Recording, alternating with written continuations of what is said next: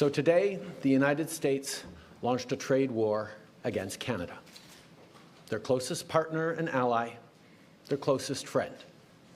At the same time, they're talking about working positively with Russia, appeasing Vladimir Putin, a lying, murderous dictator. Make that make sense. Canadians are reasonable, and we are polite, but we will not back down from a fight. Not when our country and the well-being of everyone in it is at stake. At the moment, the U.S. tariffs came into effect in the early hours of this morning, and so did the Canadian response. Canada will be implementing 25% tariffs against $155 billion worth of American goods, starting with tariffs on $30 billion worth of goods immediately, and tariffs on the remaining $125 billion of American products in 21 days' time. Le dollar de marchandises de plus.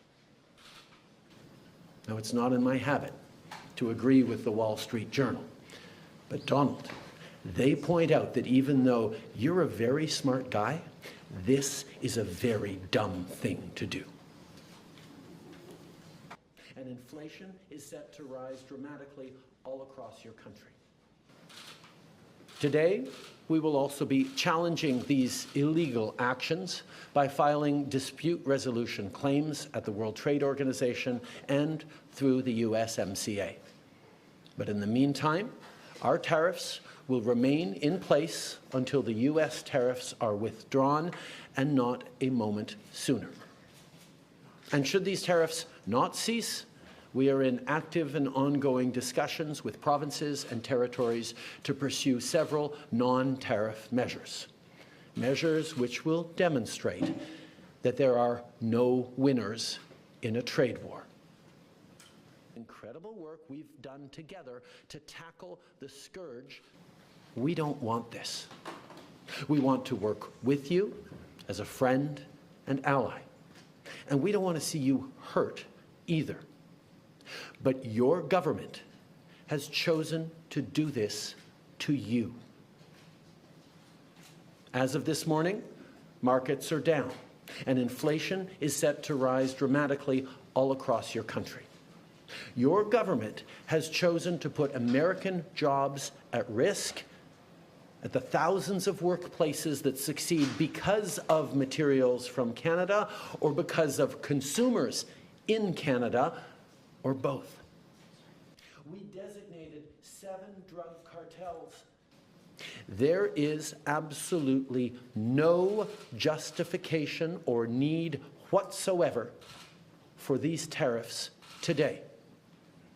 Now, the legal pretext your government is using to bring in these tariffs is that Canada is apparently unwilling to help in the fight against illegal fentanyl. Well, that is totally false. To protect our citizens. And now, to my fellow Canadians. I won't sugarcoat it. This is going to be tough, even though we're all going to pull together, because that's what we do. We will use every tool at our disposal so Canadian workers and businesses can weather this storm. But Donald, they point out that even though we will take measures to prevent predatory behavior that threatens Canadian companies because of the impacts of this trade war, leaving them open to takeovers. We will defend Canadian jobs. I have offered to speak to Donald over the past number of days, and I expect to speak with him in the days to come. I'm always there to talk with him about the importance of working together to take on the world at this time. Et de s'appuyer l'un sur l'autre pour faire face à cette menace. But our focus has to be on getting these tariffs lifted as quickly as possible. What can we do in the coming days is our focus to make sure that these tariffs don't last a second longer than necessary, malgré tous les défis qu'on va être en train de vivre ensemble. But there are many other things that have been surfaced by different premiers in different approaches that we can look at. One, for example, is around purchasing and around suppliers and around contracts, whether it's municipal, provincial, or federal, with American companies.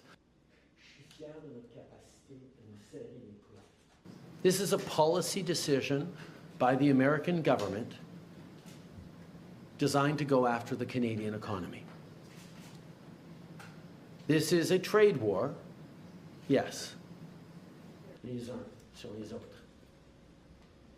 It's an example of not really being able to see what it is that he wants, because even the excuse that he's giving for these Paris tariffs today of fentanyl is completely bogus, completely unjustified, completely false. So we actually have to fold back on the one thing he has said repeatedly, that what he wants is to see a total collapse of the Canadian economy, because that'll make it easier to annex us, is the second half of his thought. Now, first of all, that's never going to happen. Scourge that is illegal fentanyl. We're going to choose to try to buy Canadian products and forego bourbon and other classic American products. And yeah, we're probably going to keep booing the American anthem. But let me tell Americans, we're not booing you. We're not booing your teams. We're not booing your players. We're booing a policy that is designed to hurt us. And we're insulted. And we're angry. But we're Canadian, which means we're going to stand up for each other. We're going to fight. And we're going to win.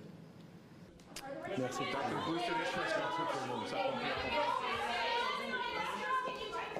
Monsieur Lemond, you heard from Howard Lutnick?